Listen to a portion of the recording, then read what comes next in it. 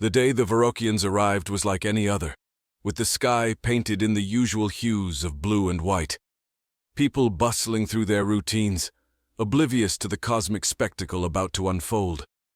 The Varokians, a race known across star systems for their imperialistic conquests, had set their sights on Earth, having subdued countless other civilizations in their galactic expansion.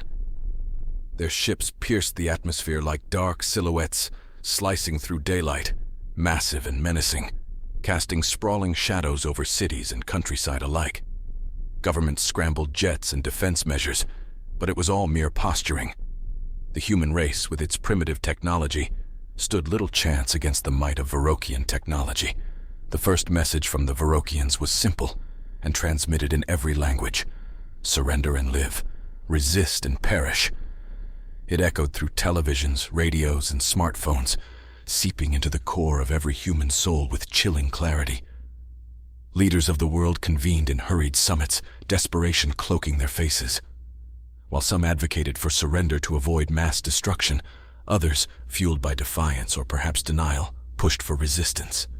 The debates were heated, with no consensus in sight, but time was a luxury they did not possess. In small towns and major cities, panic ensued.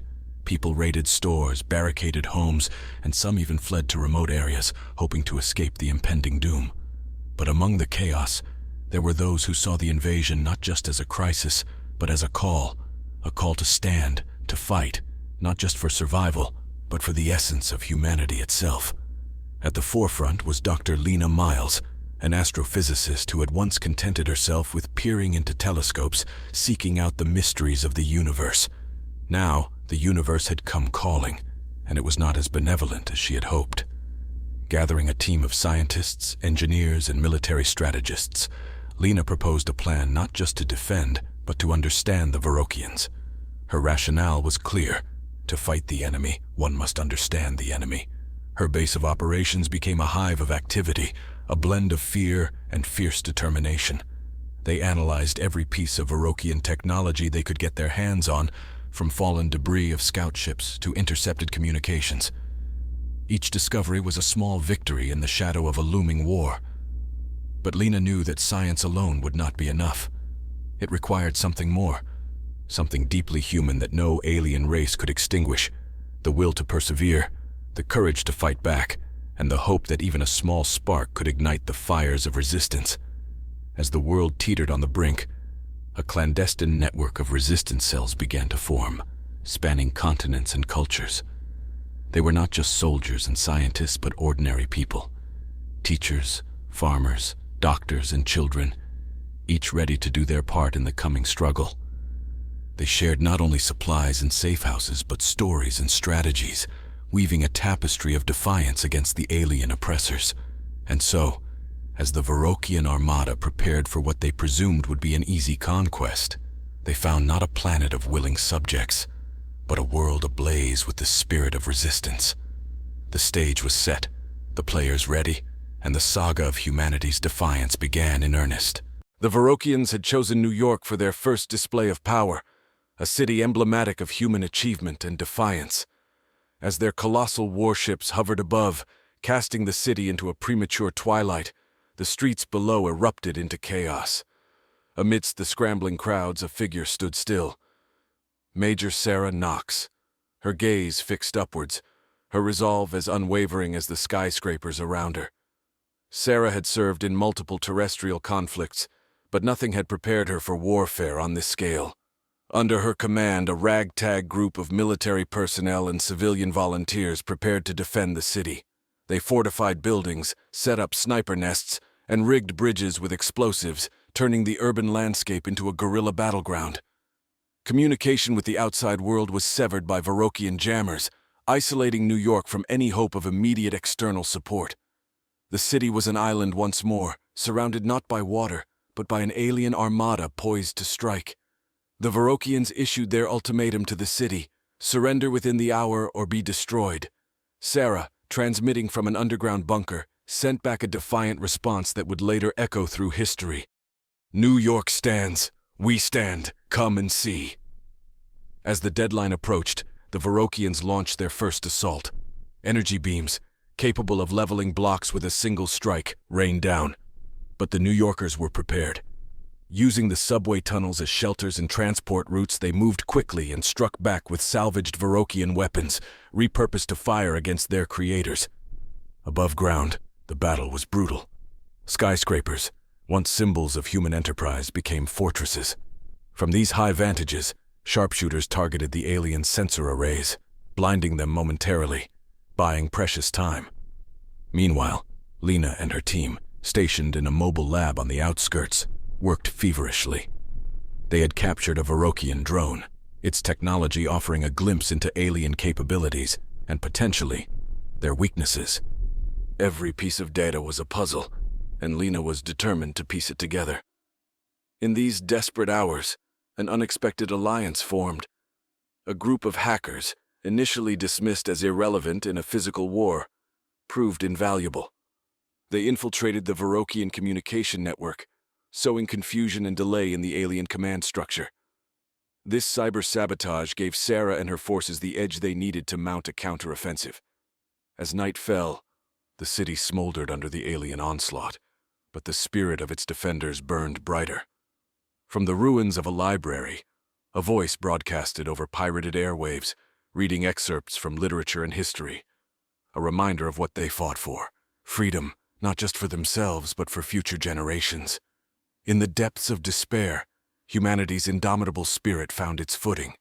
Each act of bravery, each small sabotage, each life risked and lost, wove a narrative of resistance, a declaration that even in the face of overwhelming power, the human spirit could not be easily quelled.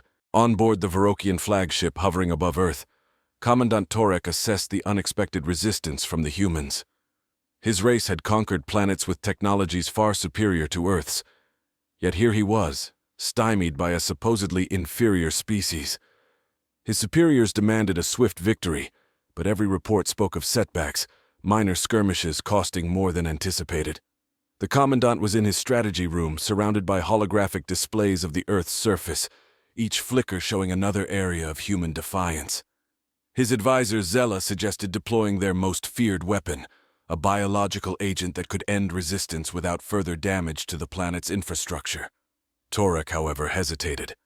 The Varokians valued courage, and he saw this trait in humans. His respect for their spirit complicated his next move. Back on Earth, Lena's team had a breakthrough. They had decoded the biosignatures needed to operate Varokian technology, turning their own weapons against them. Armed with this knowledge, resistance cells worldwide began capturing more Varokian equipment, evening the odds. In a hidden base, Lena contacted Sarah in New York with crucial intelligence. "We've engineered a virus, not lethal but disruptive, specifically targeting Varokian tech. It will render their weapon systems inert." The news bolstered the morale of the defenders, who prepared to escalate their offensive. Meanwhile, underground networks of civilians worked tirelessly. They established a makeshift production line for anti-Varokian devices, converting factories to produce whatever the resistance needed. Every garage, basement, and warehouse became a node in a vast network of human resilience. Sarah took Lena's new weapon to the streets. The first deployment was a calculated gamble. As Varokian drones swarmed over a strategic block, resistance fighters unleashed the tech virus. One by one, the drones faltered, crashing into the ruins of what was once a bustling marketplace. Word of the successful countermeasure spread like wildfire, igniting hope across the globe. In Paris, London, Moscow, citizens took up arms, bolstered by the news from New York. The world was not just defending, it was now on the offensive. Torek, observing the turn of events, faced a council of his commanders. They argued fiercely. Some called for immediate and total annihilation. Others cautioned that understanding this resistance could be crucial for future conquests. Torek decided on a new strategy. He would capture key resistance leaders, hoping to break the spirit of human defiance through negotiation or coercion. In the shadows of the night, elite Varokian squads descended into the cities. Their mission was clear: capture the leaders alive. But humans, forewarned by their hacked Varokian communications, were ready. The urban landscape turned into a labyrinth of traps and ambushes. As dawn broke over a beleaguered Earth, both sides regrouped, pondering their next moves in a war that had become far more complex than either had anticipated. The conflict was not merely one of survival now. It was a profound testament to the resilience and ingenuity of humanity.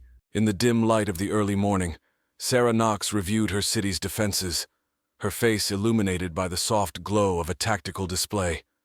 New York had become a fortified enclave, a beacon of resistance that drew both awe and ire from the Varokians. As the sun rose, casting long shadows between the battered buildings, Sarah received word of the Varokians' new tactic. They were targeting leaders in an attempt to demoralize and disrupt human operations. Meanwhile, in a secure facility hidden deep within the Rocky Mountains, Lena Miles and her team worked tirelessly. The stakes had risen with the enemy adapting to their strategies. The team's latest project was ambitious, a way to mimic Varokian communication signals, creating ghost transmissions to mislead and confuse their forces. Torek's frustration grew with each failed attempt to quell the human uprising. The capture missions had been largely unsuccessful, only managing to take a few leaders, none of whom held crucial positions. Each failure emboldened the humans, their resolve hardening, their tactics growing more sophisticated. The humans' ability to adapt and counteract was unlike anything the Varokians had encountered. In a bold move, Sarah orchestrated a citywide strike against the Varokian forces. Using the hacked communication signals Lena's team provided, they lured a Varokian battalion into the subway tunnels, where explosives had been carefully placed. The resultant blast was not just a tactical victory, but a symbolic one, echoing through the underground veins of the city, a pulse of defiance that reverberated across continents.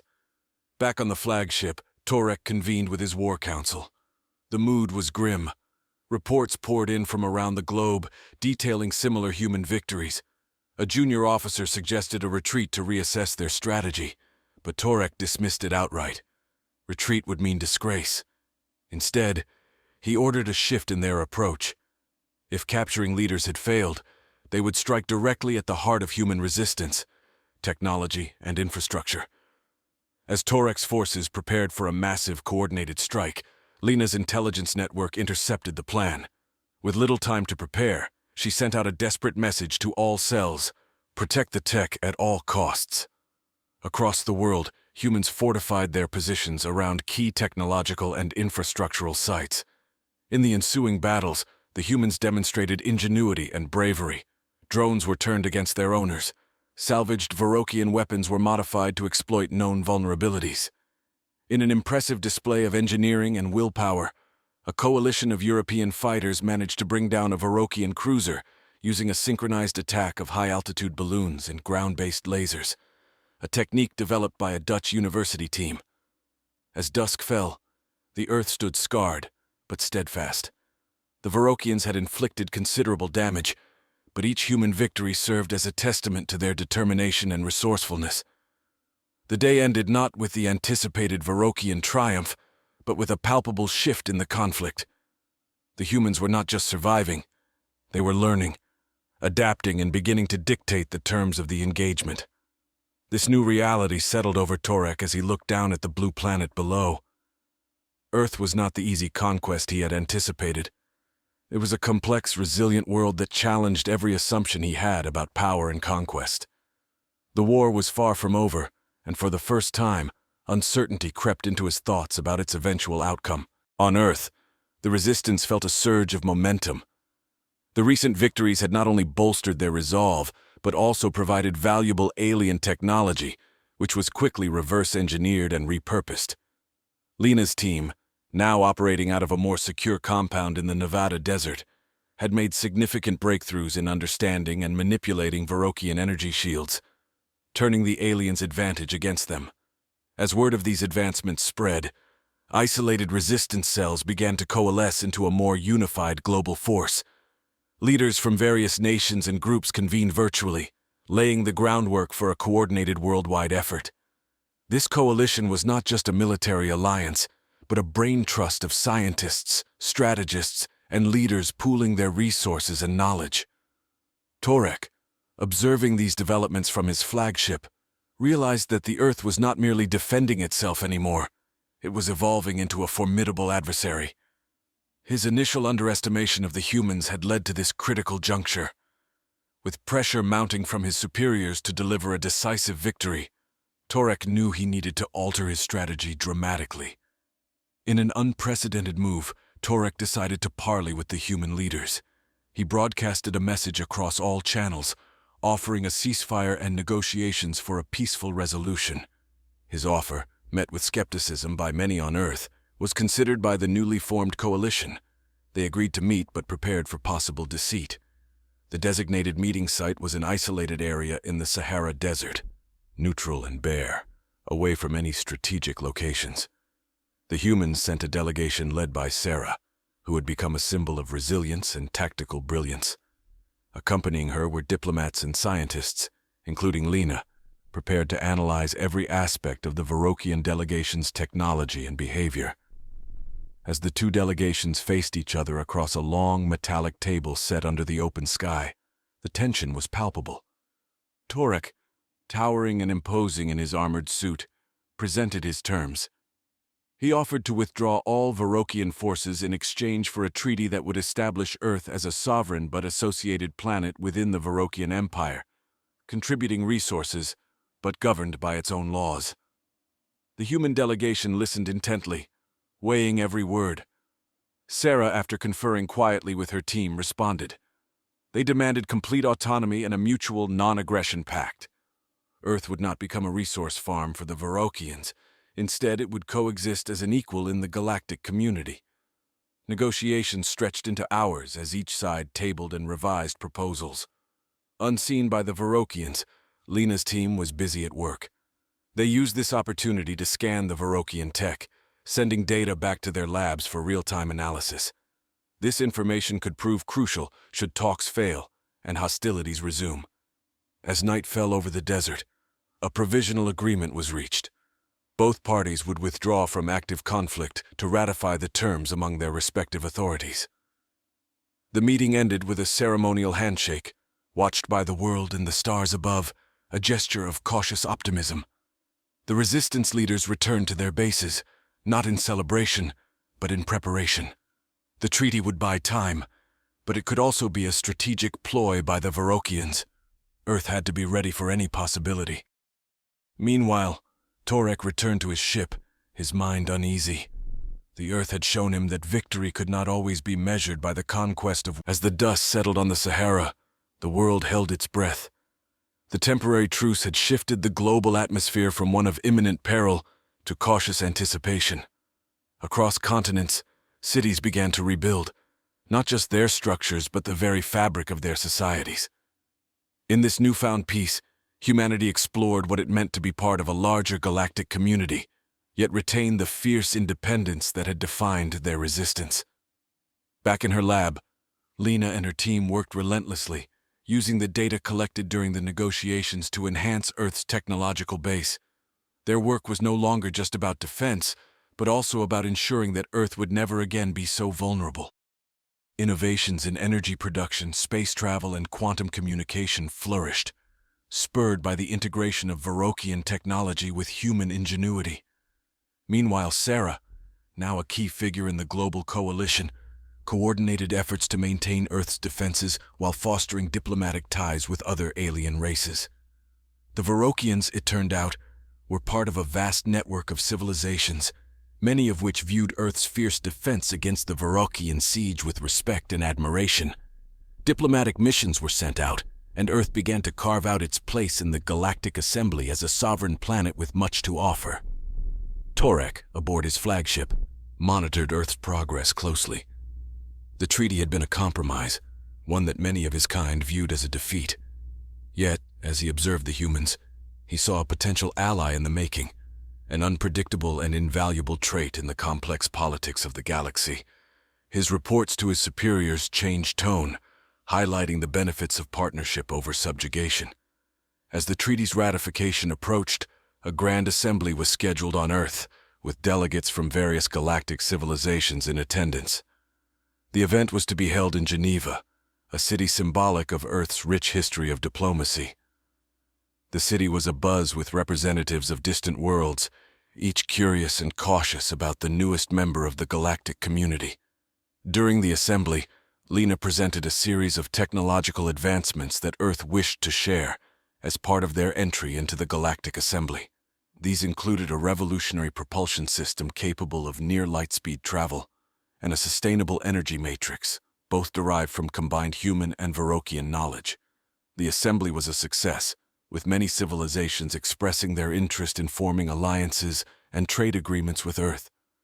The atmosphere was one of mutual respect and curiosity, a far cry from the days when Earth's destruction seemed inevitable. In the closing ceremony, Sarah spoke not just as a leader but as a representative of the human spirit. Her speech resonated across the assembly, emphasizing Earth's journey from isolation to integration, from survival to revival. She extended an invitation to the galaxy, to visit Earth, to see its beauty and resilience, and to learn from its people. As the delegates departed, the Earth was no longer just another planet on a galactic map. It was a beacon of hope, a testament to the power of unity and perseverance. The treaty, once seen as a mere cessation of hostilities, became the foundation of a new era. Earth and its people were ready to face whatever challenges and opportunities lay ahead, not as survivors but as equal and active architects of their future. The echoes of humanity's determination resonated not just through Earth, but through the cosmos, altering old perceptions and forging new paths. The once conquering Varokians, now partners in peace, looked to Earth with a new understanding, recognizing that true strength often comes from the ability to adapt, to negotiate, and to coexist.